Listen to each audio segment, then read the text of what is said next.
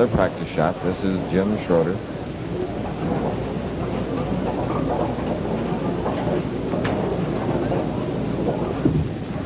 One of these two will go into the finals against Harry Smith. And we see two contrasting styles here, Chris. The handshake, and they're off and running. Jack, I'm sure you've seen Jim bowl quite a bit before, since a few years ago he bowled right out of St. Louis, Missouri. He's moved around to Detroit, St. Louis, and now Buffalo. Joe Joseph has moved all around. He has been All-American in bowling. He finished second in the ABC doubles with Bob Nickel in 1958. Member of the ABC winning team in 59. There he is. He is on 17, the first shot. Can't get a better start than that. I tell you something. If you want to learn something about bowling form, you watch Joe Joseph throughout this match. There is just about the smoothest bowler who ever rolled a ball. Well, here's Jim Schroeder trying to match his strike. Jim is on 18, which means that he'll finish on 17 in this second semifinal. Probably a little tense, this being his first appearance on the show. Tremendous crowd and lights. He leaves the 3-pin, almost had the 310 as he crossed over on the Brooklyn side, so he didn't match the strike that Joe Joseph got.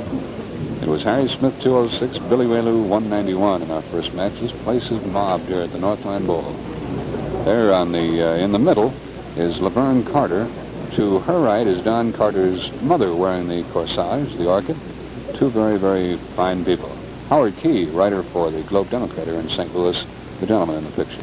Schroeder going for the 3-pin, and he marks in the first frame with a spare. Jim Schroeder.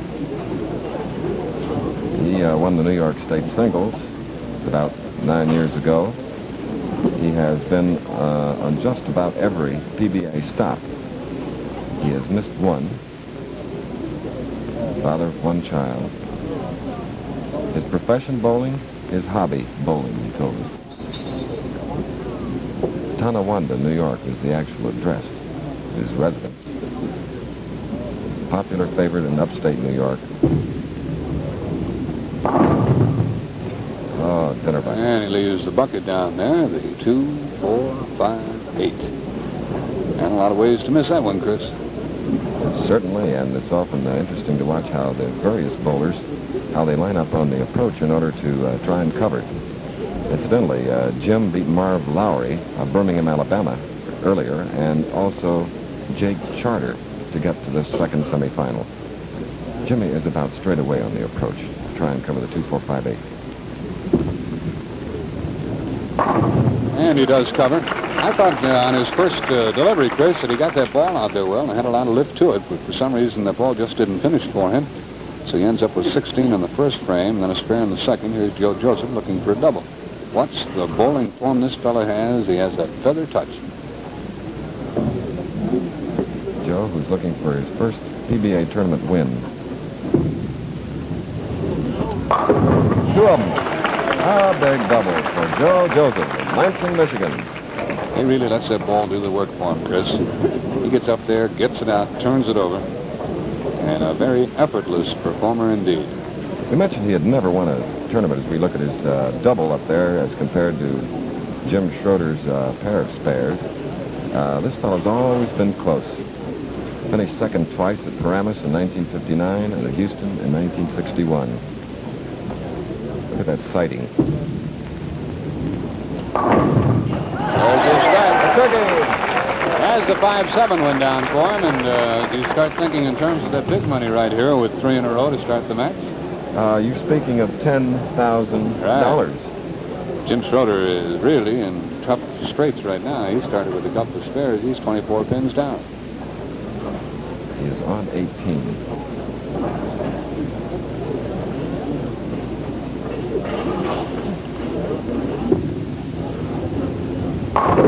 Yeah, I thought for a moment he might leave that 4-pin and stood up there for just a while, but there's his first strike. And he didn't do things much differently in that frame than he did earlier when the ball didn't finish for him. This one did finish for him, and he carried that strike, his first of the match. you probably noticed, he rolled much harder than any of the 4 that we've had here on the telecast. Extremely hard. Very strong. 5'9", 190 pounds. He could use this double. Mm-hmm.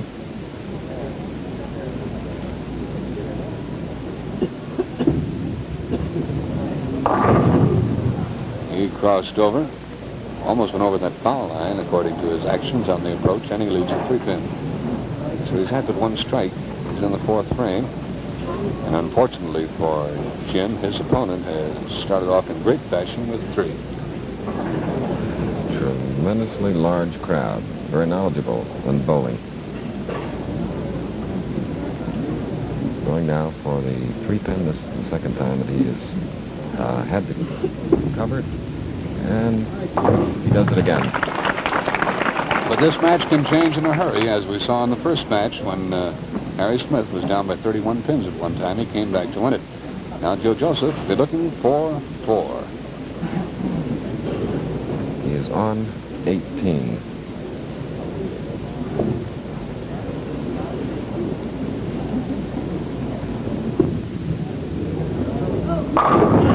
Oh, boy. 4 very beautiful hits. And a 34-pin lead for Joe Joseph. And now he's looking for 5. Jim Schroeder with 56 through the 3rd frame and a spare up. Jack, you notice how quickly he sights and aims? He doesn't, it seems just momentary. And then, boom, up the approach. 4 in a row. Doesn't tie himself up. He goes in a hurry. He could win that $10,000 if he keeps banging him here. He needs 8 more strikes. And no 5-pin. There for a moment it looked like he was going to get some action that would carry that 5-pin for him, but one of the pins which had started in that direction failed to get over there, and so he leaves the 5-pin after striking 4 times. He still has a very substantial lead of 34 pins over Jim Schroeder, who is happy that string of strikes has ended, I'll bet. Even though he doesn't have a shot at the $10,000, he still has an opportunity to win $5,000 if he can go all the way. The 5-pin, fair. Joe Joseph here trying to earn the right to meet Harry Smith in our finals. And friends, we'll be right back with the rest of the second semifinal match of today's exciting tournament on Professional Bowlers Tour. And now here's Edie Adams with a message about Muriel cigars.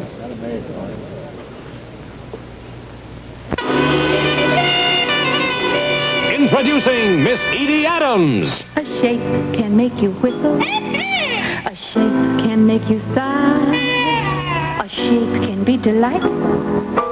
A shape can catch your eye.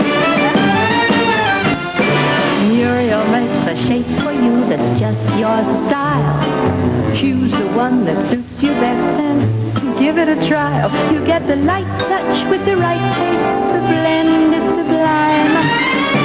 Why don't you pick one up and smoke it sometime? There are 6 Muriel shapes to choose from. In small cigars, air tips and coronellas. In regular sizes, magnums, straights, senators, and the new Muriel Corona. Why don't you pick one up and smoke it sometime? Back again at the Lakeland Bowl, Jennings, Missouri. Joe Joseph, smooth stroker, is leading by 34 pins over Jim Schroeder. Second semifinal. Winner meeting Harry Smith, who earlier down Billy Whaley by a score of 206 to 191. Here now is Jim Schroeder, who'd like to come back. Schroeder in the 5th frame, working on a spare. He's had but 1 strike. He's back on the lane where he collected that strike. 5-step approach.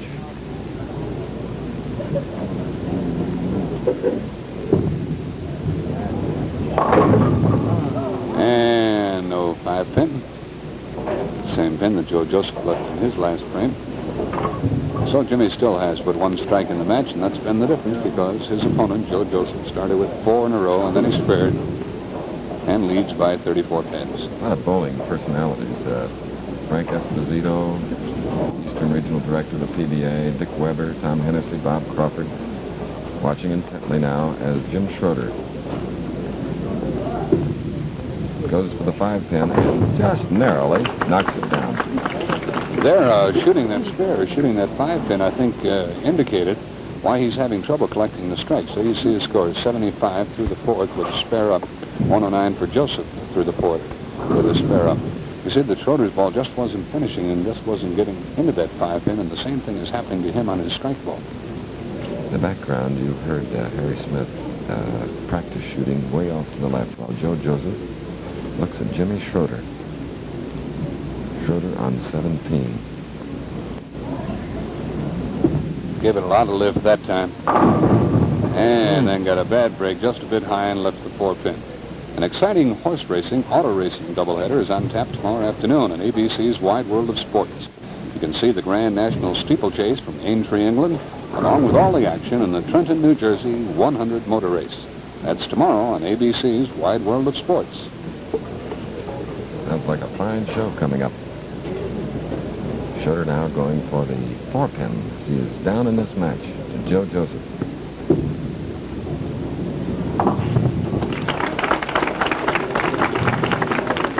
That gives Schroeder 94 through the 5th frame and a spare up. Joe Joseph working on a spare.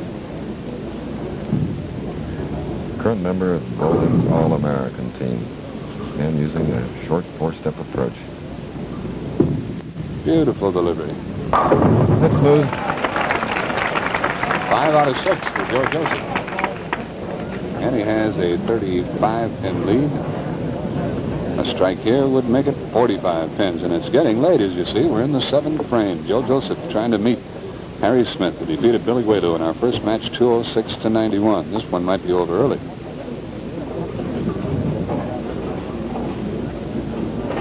Joe stands number 35 on the money winning list. They earned $2,050.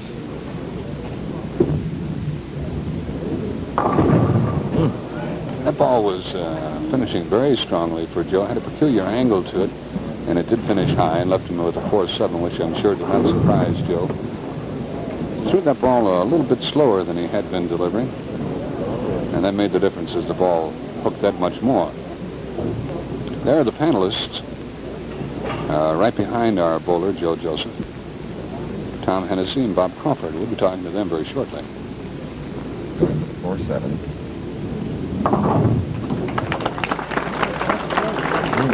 Actually, on the left of the approach of covering that jack, sort of unusual, but he did it in great fashion. A lot of the pros do that, but they don't recommend it. 149 through the 6th with a spare up for Joseph. Here's Schroeder, who's had but 1 strike in the match, working on a spare.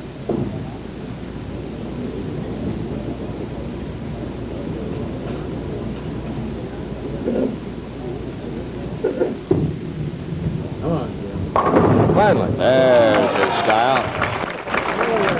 There's his style. He got that one out, and he really lifted it as he had in the last frame when he left that 4-pin. But this time he was in the pocket rather than high as he was previously.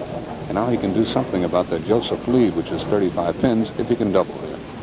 Jack, the amazing thing about the St. Louis area and bowling, they have over 2,000 lanes and 138 establishments. No wonder it's the bowling capital of America. Watch the lift that Schroeder applies to this ball. And the speed.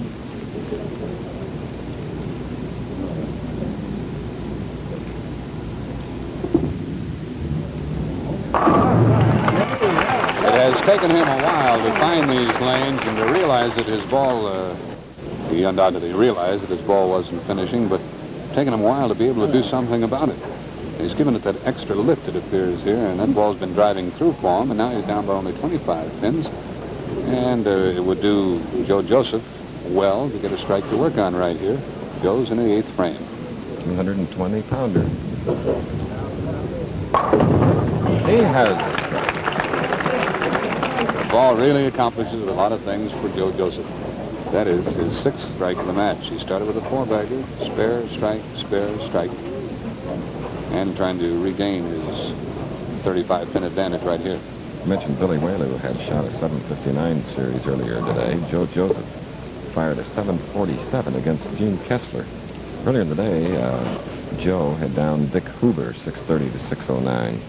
Looking for another strike, crossing over.